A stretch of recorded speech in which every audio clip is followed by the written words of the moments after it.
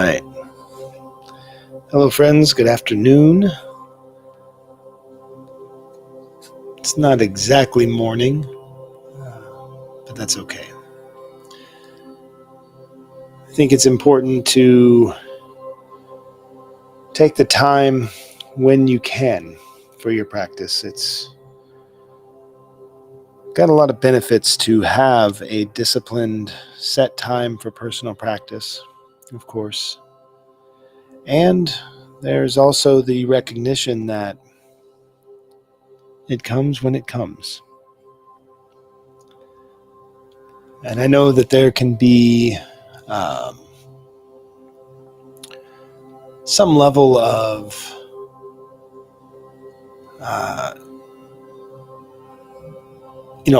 I missed it this morning, so I guess I'm screwed. I'm done for the day. But I think it's good to remember that this practice isn't an isolated, solitary thing that we do. The act of sitting for a moment and collecting our energy, our thought body, our emotional body, and our physical body, and bringing all of these things into the same level of awareness. That's an ongoing practice that we do throughout our days, throughout our lives. So, yeah. So we're coming today in the afternoon. But it's good to be here with you no matter what time it is. And I think let's just get into a brief practice. So we find ourselves sitting in whatever position it is that we can find balance. If you're sitting on the floor on a rug or a cushion with your legs crossed, or in any number of positions that will sustain your practice with balance and ease. You want to have the ability to create as much space for breath as we can. Because ultimately this practice is a devotional practice, and the devotional practice is to breath. We are devoted fully to breathing in and breathing out.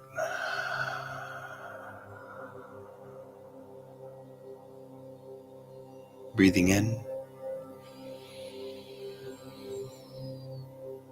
and breathing out.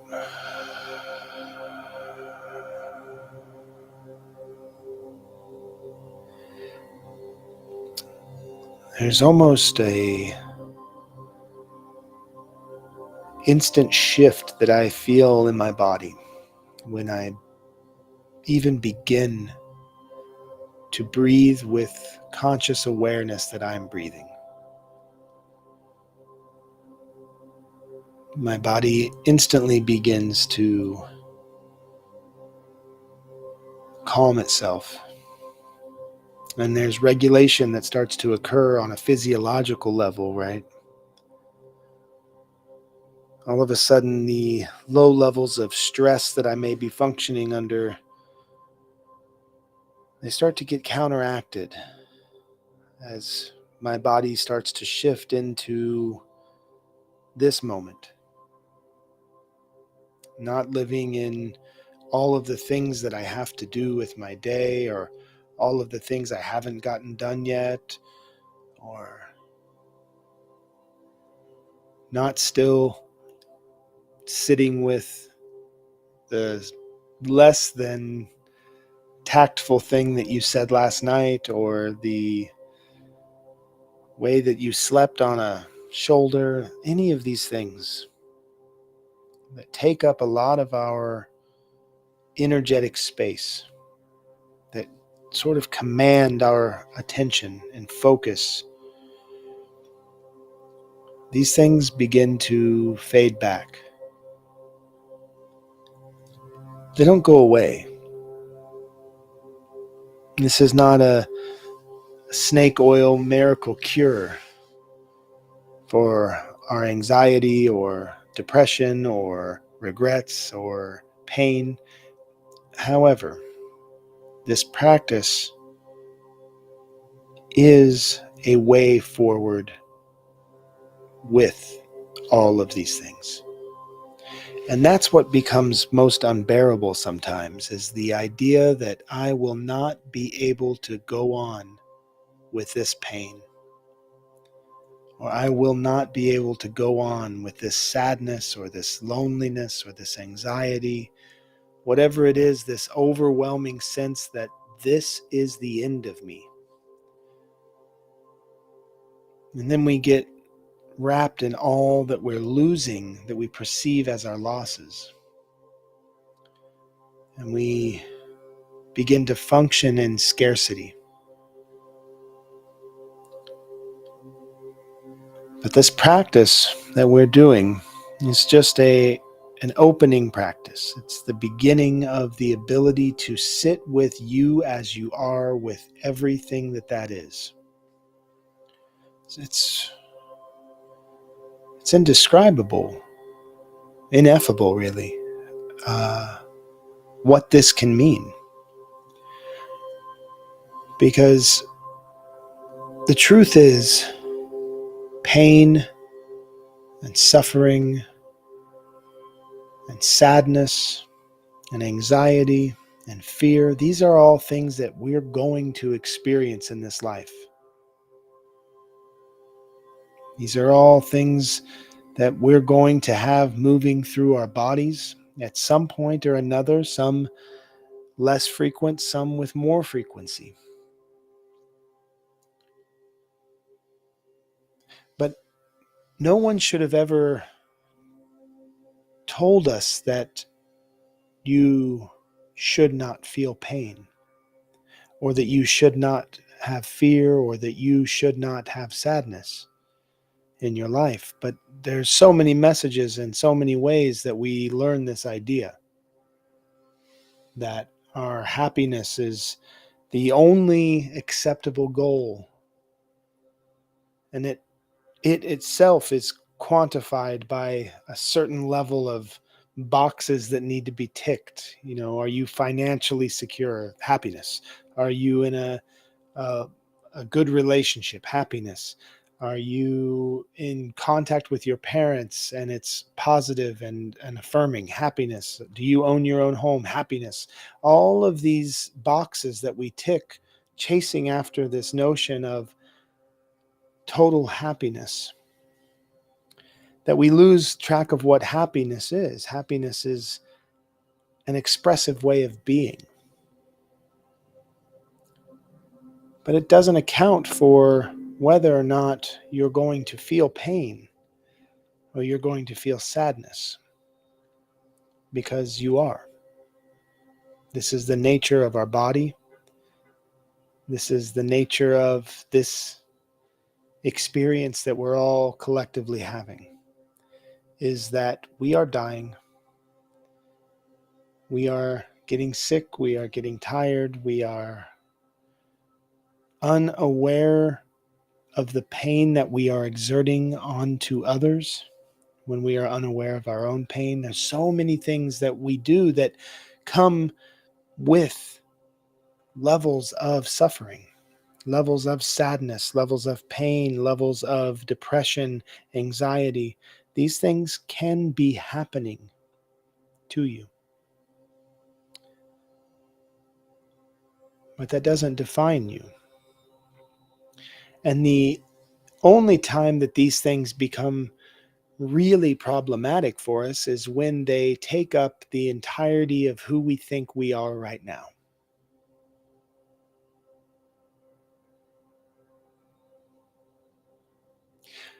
But with this practice that we do of collecting our awareness of our physical body and our emotional body and our thought body, and we sit and we breathe in and we breathe out,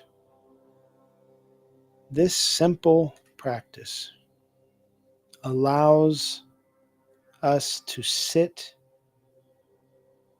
with full acceptance of everything we are right now, everything we experience, anything that we express. It's okay right now. And that means that even in this moment, I can be happy, I can have happiness, and be sad. There is a sadness that I carry. There's a grief that I carry. There's pain that I carry. And it's okay. And before this practice, I wasn't aware of how I could ever reconcile those things, how I could ever reconcile the notion of happiness with sadness, how I could reconcile the idea of comfort with pain. But as we move into our practice today,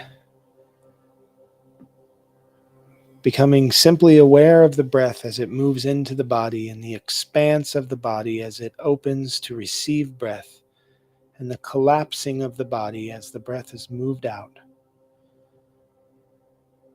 The awareness of all of this that's occurring right now, this miracle of existence that we have in each breath. This is where the awareness of how vast we are sits. So return to your position of balance, lengthening the spine as much as you can, opening the chest, opening the heart, gently bringing the shoulder blades together just a bit, softening all of the front muscles, the abdominals, the chest, relaxing the ribs, letting the belly open.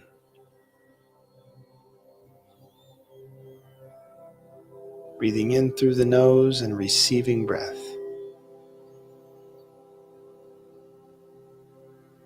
In the belly, in the chest, from the chest, from the belly. Find your rhythm.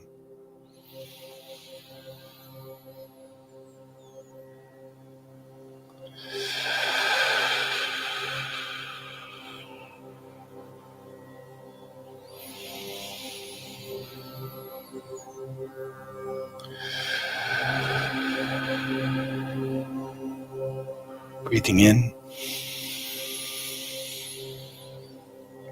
breathing out.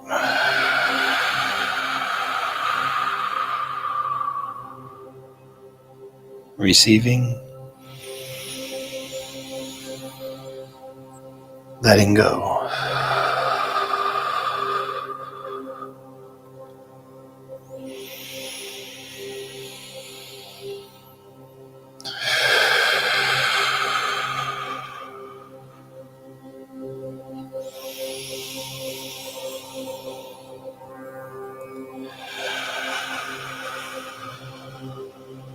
Relax the forehead and the eyes.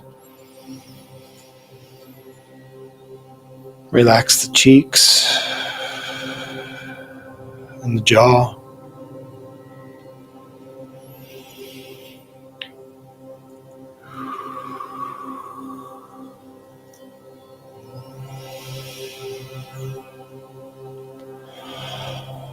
Relax the neck and the shoulders.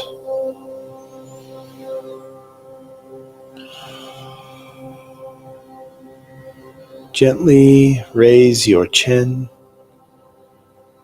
just a bit and gaze at the back of your eyelids.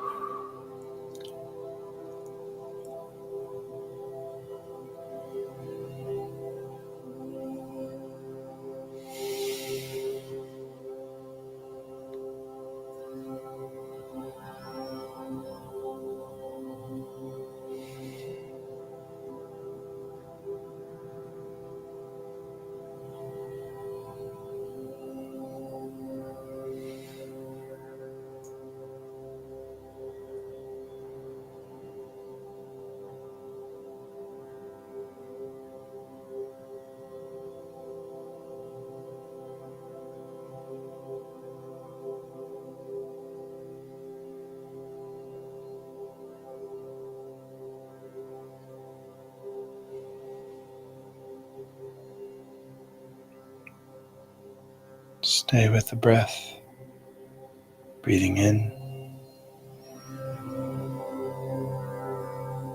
breathing out.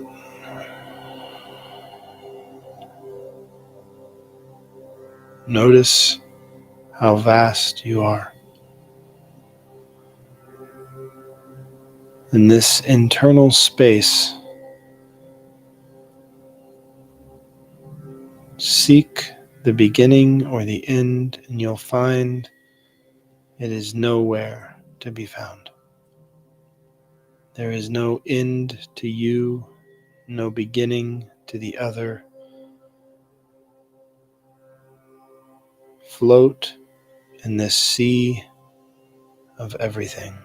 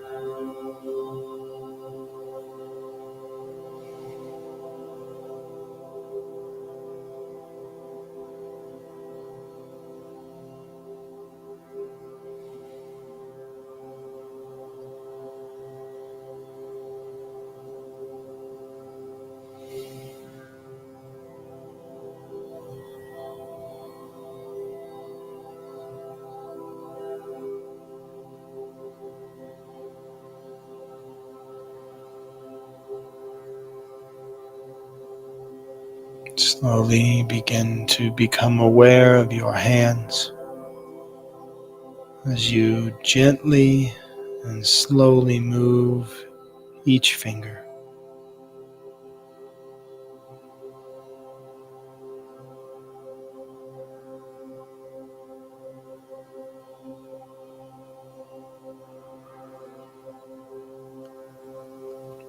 Bring your palms together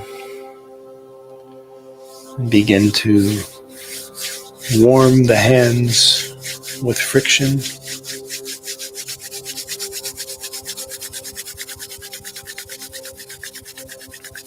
And when your hands are warmed, place them gently over your eyes.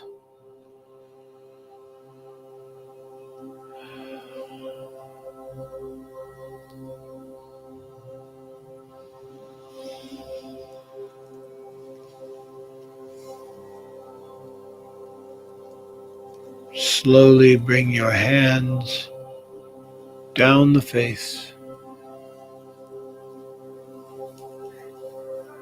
As your eyes open,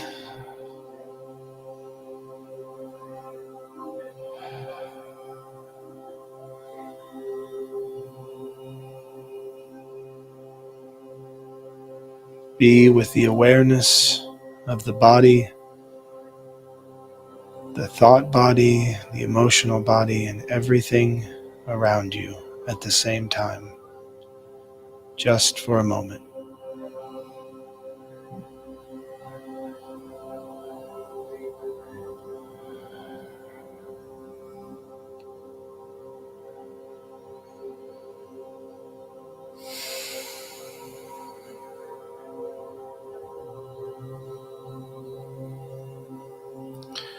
Whatever it is you're experiencing right now, friend,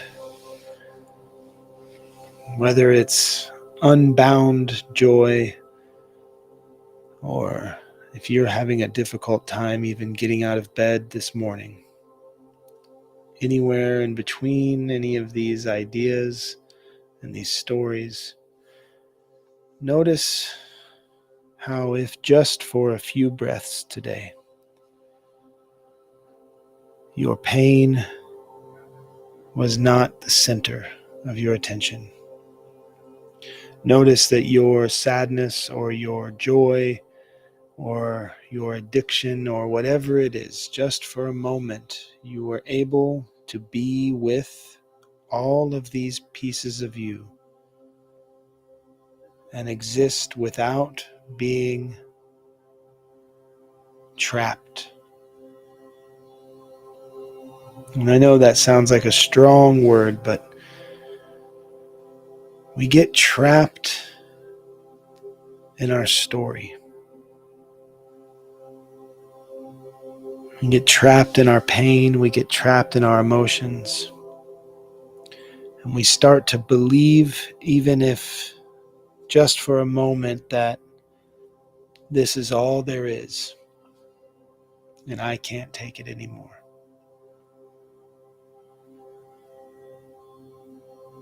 But just a few moments of breathing with the self,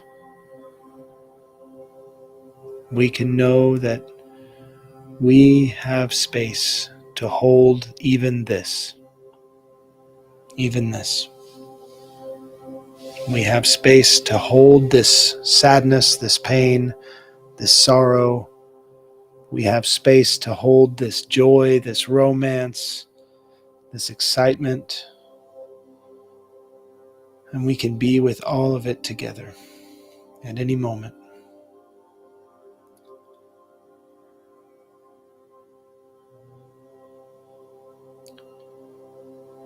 And when we find that we're being particularly drawn to one thing, like pain or discomfort or fear, it's not that this thing is bigger than us, it's just that we have an unhealed relationship to it.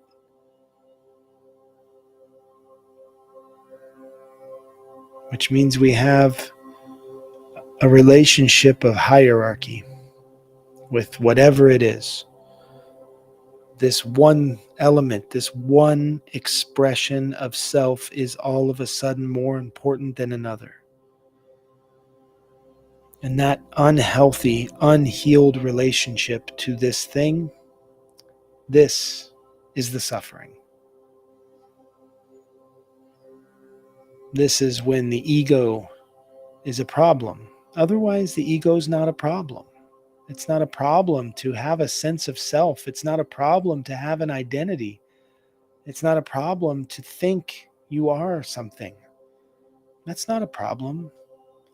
It's only a problem when that's all you can do is think that that's what you are. That's when there's unhealth. And that's where the healing can begin.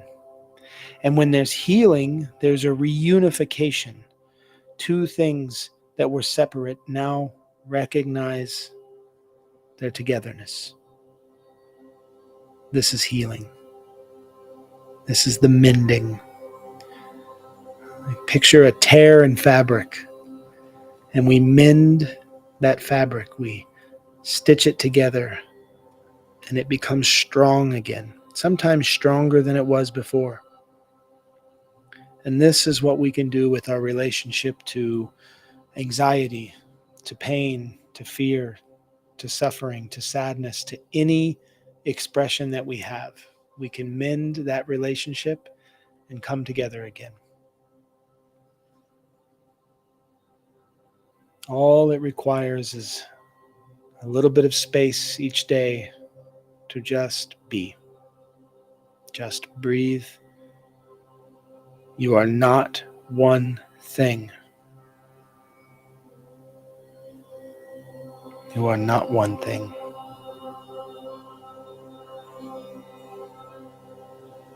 Find that you have space for everything that you are.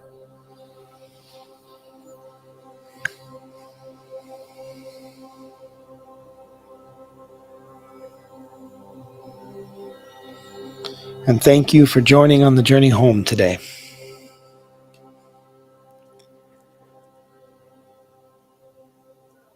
I love being able to share this practice with anybody who is wanting to take part.